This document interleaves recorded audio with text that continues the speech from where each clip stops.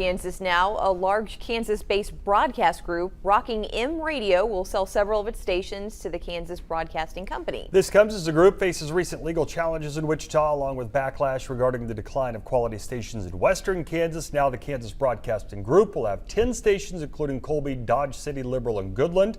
The owner of Kansas Broadcasting Company, Kyle Bauer, says they're excited to serve the community and connect western Kansas. And I think we understand the culture of the people in West Kansas. West Kansas people are hardworking, and they're solution minded, and they're very large minded. I mean, they're always looking out at the horizons. We think those communities have a great future, and this isn't a short-term sprint. This is a marathon for the decades to come. They say they're also excited to connect people who don't have English as their first language with needed resources. Bauer says while they do have an ag segment, their overall goal is to bring information and entertainment to these communities.